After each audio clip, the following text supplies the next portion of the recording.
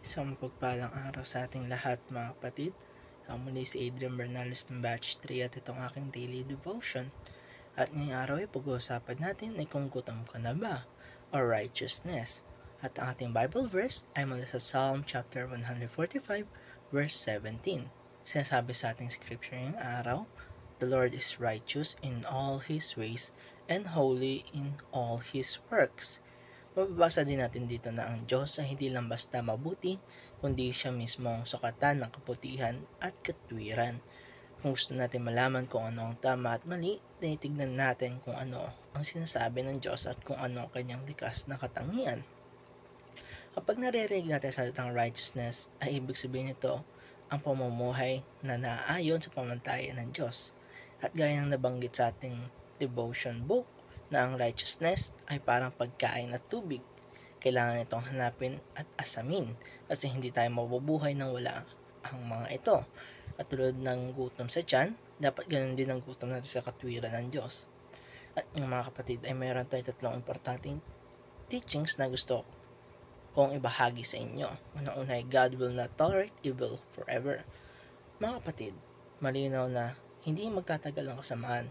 Pwede ngayon nakikita natin na parang umuunlad ang masasamang gawa, pero tandaan natin na may hangganan ng lahat.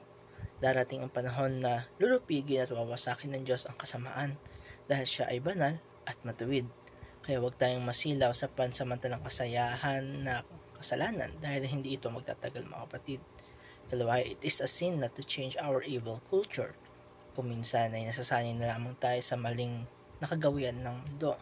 Pero tandaan natin, kung alam natin mali at nananatili tayong tahimik, kasalanan pa rin iyon sa harap ng Diyos.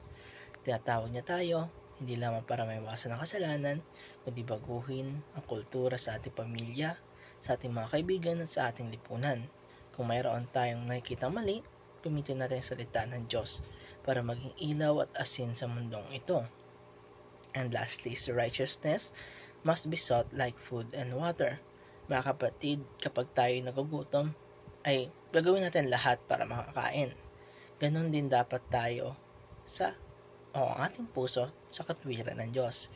Hindi sapat na konti lang ang righteousness sa buhay natin. Dapat ito ay tuloy-tuloy kasi ito ang nagpapanatili sa ating matatag na pananampalataya. Ang katwiran na hindi lang isang ideya, kundi ito ay lifestyle na nakita sa ating salita, gawa at pakikitungo sa ating kapwa. At dito nagtatapos ang aking daily devotion mga kapatid. Maraming salamat sa panonood.